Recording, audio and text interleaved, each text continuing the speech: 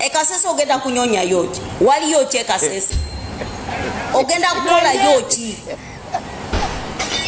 Bano ogenda kusaba kalulu. Ogenda agasaba amatako ga nnyoko. Ogenda agasaba. Amatako ga nnyoko gali kesese. Bagazike kasese.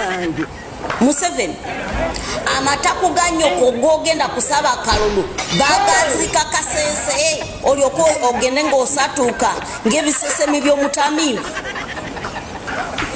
Nkubuuza. Mbizigwe kisirani gwe mazigwe. Amatako ga nnyoko bagazika kasese gogenda kusaba akalulu. Akalulu ogenda akasaba bandi. Bano bogenda asaba akalulu kisirani mazigwe. Kubantu buwate kasese.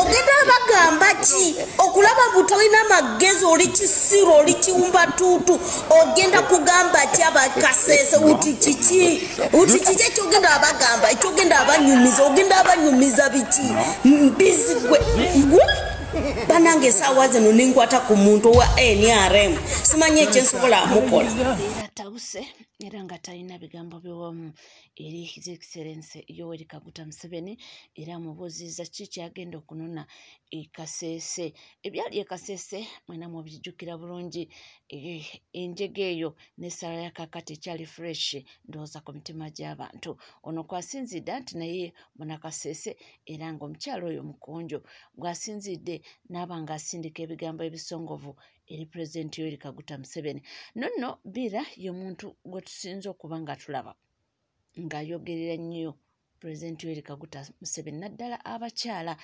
woba ogenzeeko sayidi zeeyo kwabo abava esayidi z'ekasese mujjukirako ng'alajjana luli we yali afunye ebizibu ku kyeyo ng'agamba nti bannange munnyambe nze naddawa ku bigambo byenjogerera President Yoweri Kaguta Museveni we n'alinnya e Uganda ajja kunkwata kaakati avuddeyo n'amwambalira n'amugamba nti oba oliyo n'amukakasa nti teri kyanoonya kasese era tebamwetaagayo kubanga abantu yandibadde asaba akalulu baba tugumbula nga tuvuddeko eyo mubadde mukimanyi nti mukyala Bugingo olunaku olwaleero mazaalibwa ge ate nga nabagambyeko juzi nabagambako ne bagamba nti enteekateeka zigenda mu maaso era nga first meeting yo yaggwa ey'okubanga Bugingo ne Susan Makula bewasa officially jjukira ekintu ekyo Pastor Bugingo yali yakyagala dda bazze balwanangana ne mukyala Teddy Bugingo nga omukulu Pastor Bugingo addukira mu kooti ayagala divorce Teddy Bugingo agamba nze nno sikwesibyeko nti oba nkyayagala tukole obufumbo naye divorce sijja gikuwa kulwa bintu by'abaana bange ebintu ebyo mbikoleredde sijja kubanga twawukana officially ate omukyala azze buzze ebintu nga twabikola ate yeddiza ebintu by'abaana bange kakati gempulira jjukira Bugingo ali connected mu gavumenti wonna era tutera nnyo okumulaba twamulabanga nga y'omu ku abo abali mu PL uyukala abasupportinganga nnyo ekintu kya Muhoozi project so akali mu nkuubo nti ssaawa yonna introduction ejja kubaawo ne wedding embaga ejja kuba ng'emenya bitooke naye olunaku olwaleero omukyala Susan Makula ajaguza amazaalibwa ge tumwagaliza amazaalibwa amalungi celebration ennungi y'omukyala ono jjukira omukyala ono bambi alina ekisa era mukyala ayagaliza era tuze tumulaba ng'akutte ku bantu bangi ayambye n'essaawa ya kakati wetwogerera yali mu kuweerera abaana ba ex babba wa Chosenberg era yasalawo oyo co-wife wa Chosenberg n'amuwa omulimu n'agamba nti n'abaana be ajja kuba abaweerera paka ng'amaze okusoma omukyala ono Susan Makula era essaawa ya kakati yayina omwana wa Grace Khan era nga yamuweerera era nga yabeera nawe bantu bangi nnyo baakutteko ne tubanga abamu tetusobola na bamenya naye nga mukyala alina omutima omulungi ng'oggyako kino nti yalemesa Teddy Bugingo amaka naye nga alina omutima omulungi tumwagaliza olunaku olulungi era tumwagaliza okujaguza okulungi mukama amuteeremu obwangu buli kimu kitambule bulungi. Eyo nga tuvuddeko era nga tweyongerayo mawulire ag'enjawulo olutalo sematalo wakati wa Ssenga Acid ne Mama Fina. Mama Fina nno yeewera era yabagambye nti mujje muntwale mu kkooti. Gamba luli n'agamba Acid yasooka naga teyazze Uganda. Ekituufu Acid yali Uganda. Balina we bayomba ne Louis ne Kabata nga bakuyombesa. Ekituufu Acid yali Uganda. Nkiddamu Acid yali Uganda. Acid yatugamba mbu yali yekwese. Era namulaba. Namulaba twali fenna. Kati mbadde nsaba mwekwate ne Louis mugende ku poliisi munziguleko omusango amulwedde. Amulwedde oba basinkana oba bakola batya twasisinkana.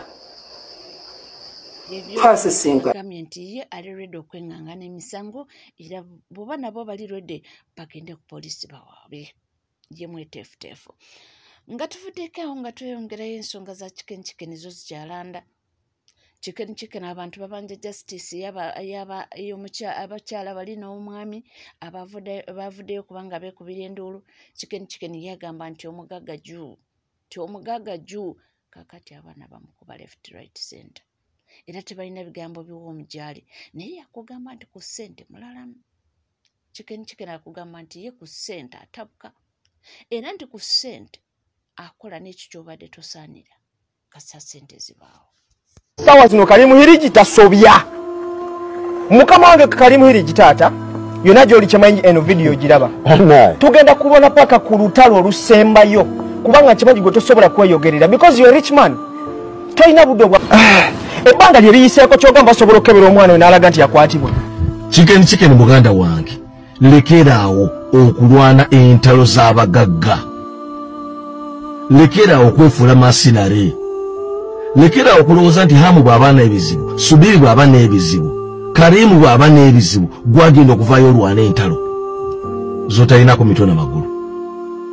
Lekeraawo okuteeka omuwendo ku mutwe gwo nti gw'ogulwa wonna oli wakati w'omusango okalambidde osaba bukakafu.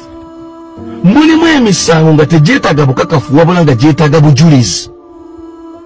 There are crimes, there are cases which don't need evidence, but they only need witnesses.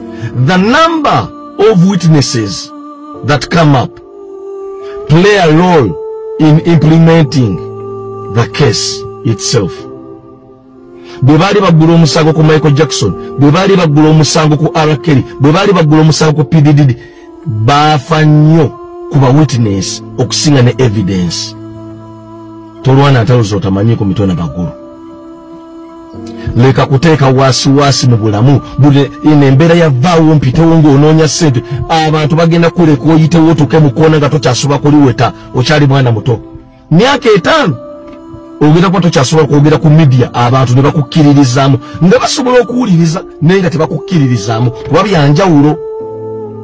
Mwe mutunuulira nnyo audience, mutunuulira nnyo following naye nga by'oyogedde bba abantu bakukkiririzaamu.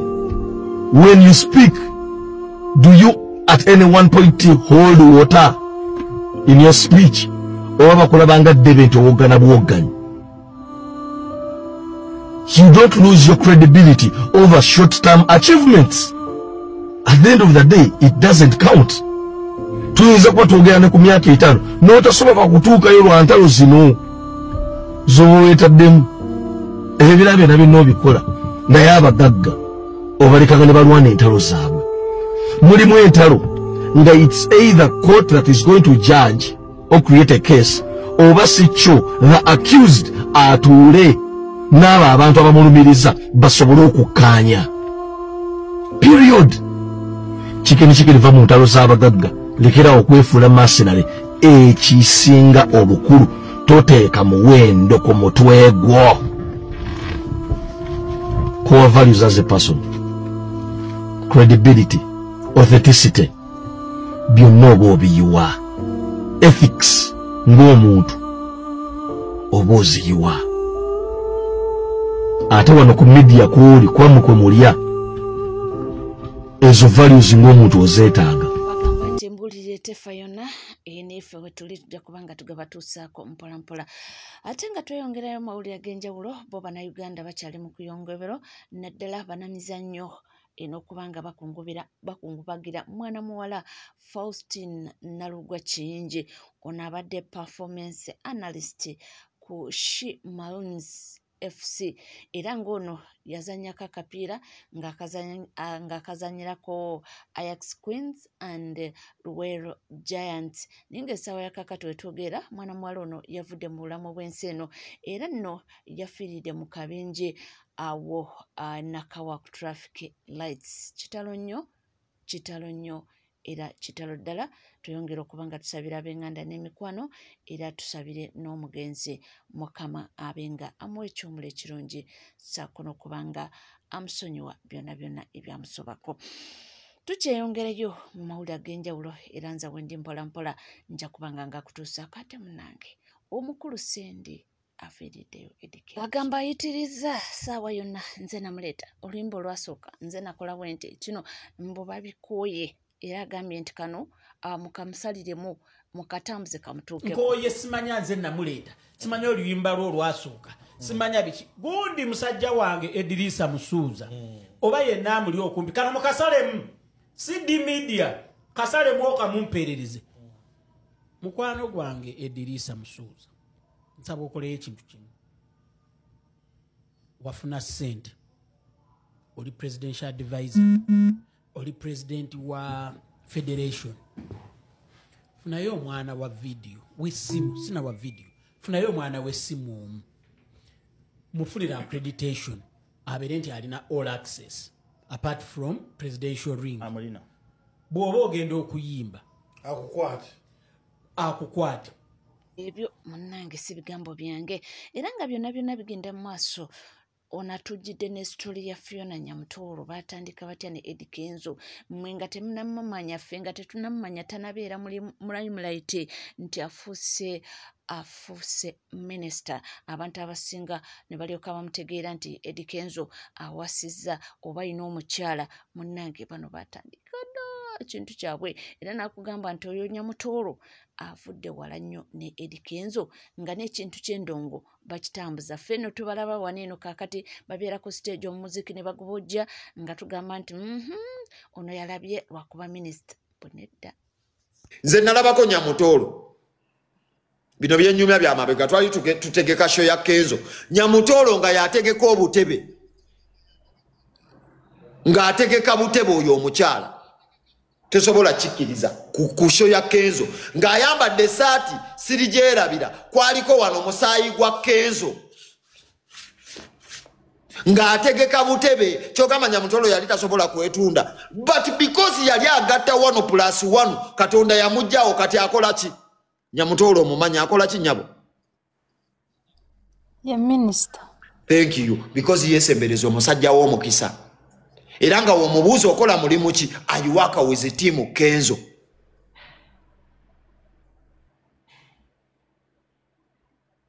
ayiwaka with team who Kenzo muganda wange ndese yekizambo mukama ansonyiwe okumuyisa mukamwa kange but it serves as a good example I believe nabo balivinga nga example yongerayo mawulire ag'enjawulo ajjukira Kingsa yabadde ne show ne Maureen Nantume n'abeera ne show naye show zaabwe zonna zajjuza era nno ekyenjawulo ekiriwo nti show zaabwe naddala omukyala Maureen Nantume abadde nno si omuntu gy'owulira nti yakoze show yakoze ekivulu kye kyabaddeko abayimbi bonna naye ne yeewuunya Barema Namakula baani bonna bagenzeeyo bambi okubanga bamusapootinga naye ono show analysis gy'akoze akoze analysis ku show ya King Saha n'abagamba nti King Saha ye mulalamuko wekituuka ku kintu ekya performance nabagamba ekintu kimu King Saha is the new warlord mu music industry naye mbagamba mwegendereze nnyo entambula King Saha jazza atambula nze toyinza kungamba King Saha inayo musimanyironki bunze nsubire mbwegenda kufulopinga how Nabagamba King Saha is the new Nubian era. Etya. Nubian yayingira ebyobufuzi. Ne King Saha imusigire wa Bobby Wine. Bobby yategira tendongo kati yamuleka yajiumula. Actually Bobby Wine wagenda maaso nga ayimba atuyamba buyambi. Na yaine ekisawe cha music gwe yatulekera nagamba kati ono ka batwalemu. First and foremost baganda bagambe n'abandaba. King Saha isoka ali talented. Ekirala yagezi wala. Muze mugamba nti King Saha agera soyi mwala wasoyi wa General Smile because ebita Salimu Sale baba yasirika. Nagamba all right. Niwe kiba kituufu. Njo mwala wa Sale King Saha gwe yazala saya ategeera amazima. Atya democracy and practicing ewaka. Nto yinzo okubova mu family y'abasezi. Nze mmanye kituufu. Yakola atya. Kachanga gwaka King Saha alimira kusaidia abantu. Ekirala wache bayito ku jump starting omuntu ngembutuka bwe kugwako batuli. No sango omuntu kubongo oba muntu nakusanga kubongo okwami ajja kujja emotoka ye agire ku battery y'ekikondo nawe ku battery y'ekikondo ky'emotoka yo ajja akuwa omuliro ogi starting up to ignition emotoka etambule. King Saha kye yakola inti bwe yabera ku peak yenga ayimba zimulirwana twala tugende yategeera era n'amanya wachi bayimbi banne bazze bagwa ebyobufuzi bino yagenda byettanira munadda ku side entuufu. Bwona wa King Saha nga launchi zemanya Bobby Wine zilaunching technically. Okategedde. Bwona banga King Saha nga ataddewo nti lutambi ndu launchinga oyo Bobby Wine ya launchinga. It will never flop. Ye musajja yekobi mbigo twasigaze Uganda King Saha. Kino mu kitwali. King Saha sawa zino yava mu mikono gya Kamiri. Era Kamiri yamuyambako. Kati Kamiri yetaga King Saha. Bebe kuli yetaga King Saha. Buli muntu yena yetaga King Saha. King Saha is the new warlord. Ye top 10, ye top first. King Saha yakulembere kisawe ky'okuyimba Uganda kiriza obagana yasinga amaanyi. Mpayo shwa King Saha yali flopinze mbyafa ba King Saha. Tebangayo. Ekirala. Ennaku zino politics akola kyamaanyi nnyo mu kuyimba. Oyo Saha ne wabeera nga ategese ebivulubulanywa lwa myezi ebiri bijja kubooga. Lwaki waliwo ekitwala abantu ewa King Saha biri ebintu bibiri nti alina music ekira alina saidi ejagwako eyobufuzi baba balina okubooga. So baganda bange ababadde kulikeo mu King Saha ekisookera ddala abantu babadde bangi nnyo nagadde nnyo performance ebyuma byabadde by'amaanyi ebivuga tewabaddeyo nnyo obuvuyo abantu batulaze omukwano. King's Love Management yabadde organized nnyo nasanyuse nnyo King Saha okuwa omuvubuka gwe bayita Kabaya platform n'ayimba ze badde okulaba Kabaya nga ayimba ne Kabaya yayimbye nasanyuse nnyo Kabaya ayimba bambi King Saha yazemu n'amuwa demo kuba kyade ky'amaanyi nnyo. So abantu bajjudde nnyo bombuuza nti yakoze etya. Of course, as usual.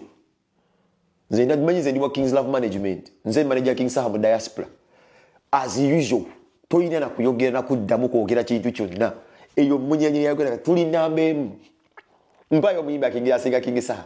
Omuyimbi yekka eyali boyizo gamba nti nnono yenyiga mu King Saha ali omu. Sina kumwenyiga mu akola ifaanagana ne King Saha.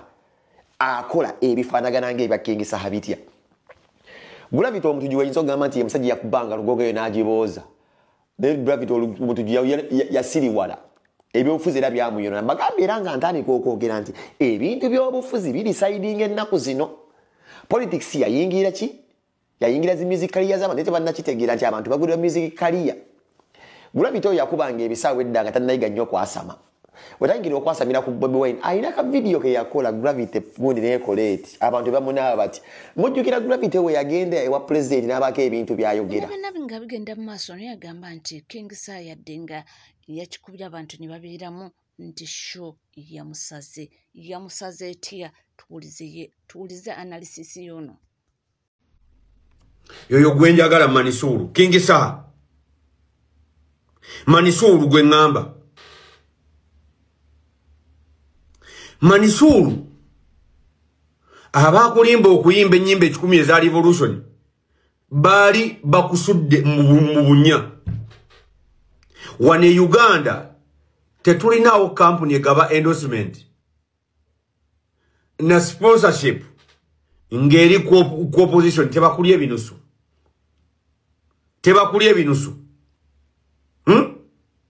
omanyi lwaki Pepsi nezo company ezezo tezikyaba sponsoringa lwansonga ki tesobola okusponsoringa ng'oli anti-government. Ebyo njagala obikubuulira. Ezo kampuni ennene simanya ze Pirusina Zibero n'ebiki tewali kampuni esobola kukusponsoringa Manisuru ng'oli anti-government. Tebakulya ebinusu.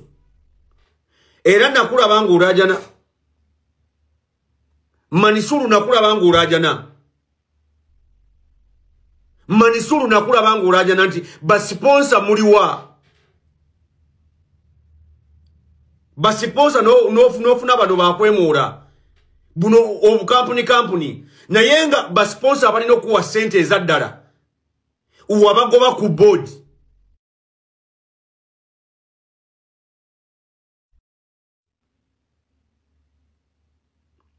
Basponsa balina ssente zo wabajja ku board. Basponsa ki kampuni ya Goodwill eyo ina ssente. Kampuni ya Goodwill Manisuru ina ssente. Naye wadambya kwesiwaza mbunze enyimba 10 eza revolution. Enyimba 10 eza revolution zikutusiza wanga n'ekivulu kyaganye. Ekivulu kyaganye. Reigi owembarara najja nakuba cricket over n'okugoba n'agoba. Basi za global nestikana abantu okubajja embalala okujja okuba ekivulu. Naye nga gwe wano wa Buganda oli mbya kisiru. Mbuze nkuba ennyimba 10 eza revolution. Kati njagala okubabuulira mmwe basajja mmwe. Ebivulu abantu abagula emmeza eziba wa ssente bagagga. Bale kubanga wekumidde ku NCK TV tewerabira kubanga subscribinga, ringing that notification bell, sharinga, likinga ebisigadde nkomawo nabyo mu bujjo butovaawo.